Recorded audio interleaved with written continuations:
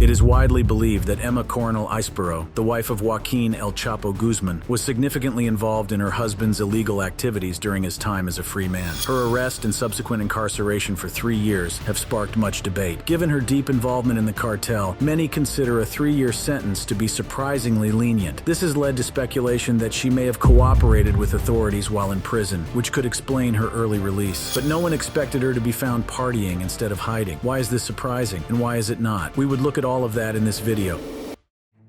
The viral video, Emma Coronel Ispero, is no stranger to the spotlight. Born on July 3, 1989, in San Francisco, California, Emma grew up in the small town of La Angostura in the Mexican state of Durango. Her life took a dramatic turn when she met Joaquin El Chapo Guzman, the infamous leader of the Sinaloa cartel, at a beauty pageant in 2007. The couple married in 2008, and Emma quickly became a central figure in the world of one of the most powerful drug lords in history. El Chapo's criminal empire and numerous escapes from prison made headlines worldwide, and Emma's association with him brought her under intense scrutiny. Despite the dangers and legal battles, she stood by her husband's side, becoming a public figure in her own right. Her loyalty and involvement in El Chapo's affairs led to her arrest in February 2021 on charges of drug trafficking and aiding her husband's escape from a Mexican prison in 2015. During her time in prison, an Instagram account associated with Emma Coronel, managed by a close associate, shared video call footage showing her smiling against a backdrop of white painted bricks. Although her face was partially covered by a crown sticker, it was clear who that was. This footage has raised questions about her life behind bars and potential cooperation with authorities. The contrast between the relaxed, smiling Emma in the footage and the glamorous, poised woman seen in public is striking. Some suggest that the video call indicates that there might have been special privileges granted to Emma Coronel during her incarceration. High-profile inmates often receive certain accommodations, but others believe there may be more to this story. However, photos of Emma Coronel in prison also went viral last year. These are the first official images of Joaquin El Chapo Guzman's wife from a Texas prison where she is serving her sentence. The photos, posted in January of last year, show Emma smiling and happy, wearing gray sportswear, sneakers, glasses, and a watch. The photos were taken inside Carswell Prison in Texas, and her lawyer stated that it is legal for inmates in minimum security prisons to take photos. The photos, leaked on social media, raise questions about who took them. According to the jail's regulations, each inmate can have an album with no more than 25 photos. In Carswell, a women's prison, if the person with her is not a visitor, taking such photos would be illegal. Despite strict regulations, smuggled smartphones often find their way into prisons, allowing inmates to document their daily lives and share them with the outside world. After serving her brief sentence, Emma was released in September 2023, sparking widespread media attention. It was not long after her release, she made her appearance at the exclusive party at El Farallon restaurant and event center in Los Angeles. The event, hosted by her attorney Mariel Colon Miro, was a significant moment, signaling Emma's return to the social scene. Mariel, known for her legal prowess and her role in defending high-profile clients, added another layer of intrigue by performing as a singer at the party. The preparations for the exclusive party at El Farallon restaurant and event center were nothing short of meticulous. Given the high-profile nature of the event and the presence of Emma Coronel, every detail was carefully planned to ensure a night of elegance and security. The venue, known for its luxurious ambiance and top-notch service, was transformed into a dazzling spectacle that would befit the occasion. Security was a top priority. The guest list was tightly controlled, with only the creme de la creme of society receiving invitations. A team of professional security personnel was hired to oversee the event, ensuring the safety of all attendees. The presence of bodyguards was noticeable, yet discreet, creating an atmosphere of exclusivity and protection. Metal detectors were installed at the entrance, and guests were required to go through thorough checks before being allowed inside. Inside, the restaurant was adorned with lavish decorations. Crystal chandeliers cast a warm glow over the elegantly set tables, each adorned with fresh flowers and fine china. The ambiance was one of sophistication and opulence, reflecting the significance of the event. The menu featured gourmet dishes prepared by renowned chefs, offering a culinary experience that was as exquisite as the setting. Mariel Colon Miro, the host of the evening, left no stone unturned in ensuring the event's success. Known for her legal acumen and her close association with Emma Coronel, Mariel's involvement added a layer of credibility and intrigue to the party. Her dual role as both host and performer was a highlight, showcasing her versatility and adding a personal touch to the evening. Emma Coronel's appearance at the party was a significant moment in her social reemergence. After years of legal battles and public scrutiny, this event marked her return to the social scene. But it was at a party just like this that the woman met El Chapo.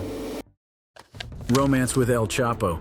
Depending on who you ask, Emma is either a victim or an active player in the drug game. Chapo, according to allegations, assaulted girls as young as 13 and referred to young girls as his vitamins because they gave him life, had his sights set on her. It was Three Kings Day, a Christian holiday also known as El Día de los Reyes. Celebrated in January, it is a time of festivity in Mexico. As the Three Kings Day dance began, he commanded the band to play one of his favorite songs, Cruzando Cerros y Arroyos, which roughly translates to crossing hills and streams. He had the song repeated over and over again. Emma Coronel Ispuro recalled the night she first danced with El Chapo. El Chapo was dancing with another girl. While she was dancing with her boyfriend, they crossed paths right in the center of the dance floor. When their eyes locked, he flirtatiously smiled at her. After a while, someone approached her and said, "The man asks if you want to dance with him. In the ranches, it does not matter if you have a boyfriend. You are allowed to dance with anyone." So she agreed. At the time, Chapo was a popular figure, and Emma knew him the way any teenager might know a famous figure. She first caught his eye when they met at a local dance in 2006, aware of his wealth, flashy lifestyle, and notoriety among drug lords. Chapo was also seen as a local hero, running a cartel many believed supported the people in their public. Safety better than the government ever could. This was especially true in towns like Canelas, where families often hoped their daughters would marry into financial security and safety. He and Emma talked for half an hour. Before leaving, Chapo gifted Emma's father a Chevy Cheyenne 4x4 and a Mercedes-Benz topped with a huge bow for Emma. In the mountains, where it's customary for families to be paid for their daughter's hand, Emma was now, quite suddenly, the drug lord's intended wife. A community newspaper article noted that Emma had enjoyed great morbid popularity in the days leading up to the Valentine's Day election for Queen. According to one of the organizers, there was a lot of competition, but they seemed to be no match for Emma at the end of the day, as Emma won the competition with exactly half of the 800 votes and was later crowned queen in a silky yellow dress, her hair in ringlets, her cold eyes wide. A witness suspected that Chapo had paid off the voters. Among the honored guests on the day of the election was Chapo, who hired 3 bands to serenade Emma. Each band opened with the same song, one after the other. That party was way bigger than any other party they have ever had. On July 2nd, her 18th birthday, she married Chapo in a simple ceremony at her childhood home, surrounded by family and close friends. Emma wore a diamond-encrusted wedding dress, Chapo a black suit. For the next 3 days, bands and parties filled the streets of Canelas, guarded by uniformed cartel members carrying automatic weapons. The newlyweds escaped to the hill town of El Carrizo and a simple one-story wedding home, yellow with a terracotta roof, slender columns reaching up to wooden planks, and a bare bulb hanging from the ceiling. Inside, Chapo and his teen bride waited out the authorities. Through the window, there was a panoramic view of Canelas and the surrounding towns on the horizon. Alone with one of the most wanted men in the world, Emma was very much his, and only his. Soon, Chapo moved Emma to a home in Culiacan, the cartel headquarters. With a population then around 630,000, Emma was often alone while Chapo helped run the cartel, and it was widely known he was often with other women. She was just one in a continuous stream of beautiful girls, with marriages that seemingly ran one into the next without the punctuation or officiality of divorce. Another of Chapo's wives, Griselda Lopez Perez, nearly 3 times Emma's age, still lived in Culiacan. She was so close to Chapo that she was there on the night that Chapo was caught. In the early morning hours, the couple were woken by the sound of Mexican and American law enforcement barreling through their front door, charging past their sleeping 2-year-olds with guns drawn. Emma had always known this moment would eventually come. Chapo grabbed a Bushmaster semi-automatic rifle from his bedside table, leaped into the bathroom, and crouched inside. "Don't kill him!" Emma screamed as law enforcement authorities swarmed the couple's bedroom. She then looked at the bathroom where her husband was hiding. With his wife pleading from the bed and their daughters nearby, Chapo surrendered without a fight. "Calm down, I'm here," Emma recalled her husband saying in an interview with the LA Times. Emma's life with El Chapo was one of opulence and danger. She lived in luxury, enjoying the finest things money could buy, but always under the shadow of her husband's criminal activities. El Chapo's frequent arrests and escapes added to the drama of their lives. In 2001, he famously escaped from a high-security prison in Mexico by hiding in a laundry cart, only to be recaptured in 2014. His second escape in 2015 through a mile-long tunnel tunnel dug beneath his prison cell became the stuff of legend, with Emma involved in every bit of the way. During his second imprisonment, the man was locked up at Altiplano, a maximum security prison. He received visits from at least two women, Emma and Lucero Guadalupe Sanchez Lopez, his mistress. Both women also met separately with Damaso Lopez Nunez, a lieutenant in the Sinaloa cartel who had worked at the first prison Chapo escaped from when Emma was a child. Lopez Nunez was instrumental in planning Chapo's second escape. Emma had meetings with Lopez Nunez and Chapo's sons to relay Chapo's orders as he masterminded the getaway. These plans included smuggling a GPS device disguised as food to establish the coordinates of Chapo's cell for the tunnel to be dug beneath it. Emma's youngest brother, Edgar, a teenager, was allegedly waiting in the tunnel to accompany his infamous brother-in-law. Within hours, Chapo was transported to a clandestine airstrip where he boarded a plane and disappeared into the mountains. However, he spent that New Year's Eve not with Emma, but with Lucero, celebrating the start of 2016 together. Just 8 days later, Chapo was recaptured by Mexican authorities and extradited to New York. He faced 6 separate indictments filed in various states across the country, including charges of running a drug cartel and conspiring to smuggle narcotics across the border. These charges carried a sentence even more severe than life imprisonment.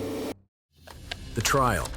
The trial of Joaquin El Chapo Guzman, which began on November 2018 and concluded on February 2019, was one of the most high-profile legal proceedings in recent history. Held in the U.S. District Court for the Eastern District of New York, the trial drew international attention, with journalists and spectators eager to witness the downfall of one of the world's most notorious drug lords. The courtroom became a stage for a dramatic clash of narratives, with Emma Coronel Aispuro and Lucero Guadalupe Sanchez Lopez playing pivotal roles. Emma Coronel Aispuro's presence in the courtroom was a constant reminder of El Chapo's personal life. She attended every session, often wearing large sunglasses cataloged by the paparazzi and dressed in designer outfits that exuded confidence and poise. Her unwavering support for her husband was evident as she sat through hours of damning testimonies and incriminating evidence. Emma's demeanor was calm and composed, a stark contrast to the chaos and tension that filled the courtroom. Her loyalty to El Chapo was unshaken, even as the prosecution presented a mountain of evidence against him. During the trial, one of El Chapo's mistresses, Lucero Guadalupe Sanchez Lopez, who had previously helped him during an earlier escape, provided bombshell testimony. Her detailed accounts of her relationship with El Chapo and the inner workings of the Sinaloa cartel painted a vivid picture of the drug lord's operations and manipulative tactics. Lucero's decision to testify against El Chapo was fraught with danger, but she was determined to break free from the cartel's grip and seek justice. Lucero's testimony became emotional at times, leading to a breakdown. As she wept uncontrollably in the Brooklyn federal courtroom, Emma laughed in the background. Lucero, overwhelmed by emotion, had to be escorted out of the courtroom. One of the most talked about moments during the trial was when Emma and El Chapo appeared to coordinate their outfits. On the day Lucero was to testify, Emma wore a velvet blazer that matched El Chapo's suit. This coordinated attire was seen as a bold statement of unity and defiance, a visual representation of their unbreakable bond. Emma's support for El Chapo extended beyond her courtroom appearances. She was active on social media, where she posted messages of encouragement and solidarity. Her Instagram account, which has since been deactivated, was filled with photos of her glamorous lifestyle, often accompanied by captions that hinted at her unwavering loyalty to her husband. These posts garnered thousands of likes and comments, with many expressing admiration for her steadfastness. Emma's social media activity was a strategic move to shape public perception, presenting a narrative of a devoted wife standing by her husband against all odds. She even gave interviews when he was arrested again to show that the Chapo we know is different from the one she knows. She was a vocal advocate for El Chapo's well-being, urgently expressing her fears about his safety. She claims that his life is in danger at El Altiplano, the maximum security prison where was held in solitary confinement since January 8th, following his capture in Los Mocas after his second escape from prison. They want to make him pay for his escape. They say that they are not punishing him. Of course they are. They are there with him, watching him in his cell, Coronel said. They are right there all day long, calling attendance. They don't let him sleep. He has no privacy, not even to go to the restroom. Since his latest confinement, Emma has only been allowed to see her husband once for a brief 15 minutes. She describes the conditions of his imprisonment as tantamount to torture, citing his dangerously elevated blood pressure and overall deteriorating health. Despite the allegations and federal indictments against him, Coronel insists this is not the man she knows. She describes El Chapo as a loving family man, gentle and non-violent, even throughout their tumultuous marriage. She emphasizes that she has never witnessed him act violently or use drugs. According to Emma, El Chapo affectionately calls her his queen. He would be incapable of touching a woman with bad intentions, of trying to make her do something she didn't want to do. When El Chapo's guilty verdict was announced, he turned to look at Emma Coronel Aispuro and blew her a kiss. Fighting back tears, Coronel Aispuro smiled and gave him a thumbs up in response. El Chapo was sentenced to life in prison, destined to serve his time in a facility known as the Alcatraz of the Rockies, a high-tech version of hell. But the trial did not end without revelation of the extent of Emma's involvement in El Chapo's operations. Testimonies from witnesses revealed her role in helping him escape from a Mexican prison in 2015, painting her not just as a supportive wife, but as an active participant in her husband's criminal activities. This would later lead to her arrest.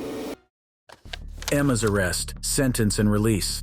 Emma's arrest was the culmination of years of investigation by U.S. authorities. They had been closely monitoring her activities, gathering evidence of her involvement in the cartel's operations. According to court documents, Emma played a crucial role in facilitating El Chapo's drug trafficking empire. She acted as a go-between for her husband and other cartel members, relaying messages and coordinating logistics. Emma Coronel's arrest on February 22, 2021, at Dulles International Airport in Virginia was a dramatic and highly publicized event. The arrest was the result of a meticulous investigation by U.S. authorities who had been tracking her movements and activities for years. As she was taken into custody, the world watched in shock, eager to see how the legal proceedings would unfold. The charges against Emma Coronel were severe and multifaceted. She was accused of conspiring to distribute large quantities of cocaine, methamphetamine, heroin, and marijuana in the United States. These charges alone carried significant penalties, but they were compounded by additional accusations of money laundering and engaging in transactions with a foreign narcotics trafficker. The indictment painted a damning picture of her involvement in the Sinaloa cartel's operations. The court documents proved the role Emma Coronel played in the cartel's drug trafficking activities. It stated how she acted. At times acted as the mouthpiece of Chapo, especially when he was incarcerated or could not be easily reached. Her responsibilities included relaying messages, coordinating logistics, and overseeing financial transactions. This level of involvement made her a key player in the cartel's operations, and her arrest was a significant blow to the organization. The legal proceedings that followed Emma Coronel's arrest were closely watched by the media and the public. Her initial court appearances were marked by a flurry of activity, as prosecutors presented their case and defense attorneys prepared their strategy. The evidence against her was overwhelming, and it quickly became clear that a plea deal might be her best option. In June 2021, Emma Coronel made a surprising move by pleading guilty to all charges. Her admission of guilt was a significant turning point in the case, as it marked the end of any potential trial and the beginning of the sentencing phase. The plea agreement she reached with prosecutors was a strategic decision aimed at reducing her sentence in exchange for her cooperation. Emma's guilty plea included an acknowledgement of her role in the cartel's drug trafficking activities and her involvement in El Chapo's prison escape. She admitted to conspiring to distribute drugs, laundering money, and engaging in transactions with a foreign narcotics trafficker. This admission was a stark contrast to her previous denials of any involvement in her husband's criminal empire. The plea agreement also required Emma Coronel to cooperate with authorities, providing valuable information about the inner workings of the Sinaloa cartel. Her cooperation was instrumental in securing her reduced sentence, as it allowed prosecutors to gain insights into the cartel's operations and key players. This cooperation was a significant factor in the judge's decision during the sentencing phase. Emma Coronel's sentencing took place in November 2021. The courtroom was packed with journalists and spectators, all eager to witness the outcome of this high-profile case. The judge handed down a 3-year prison sentence, a relatively lenient punishment considering the gravity of her crimes. The sentence was a reflection of her cooperation with authorities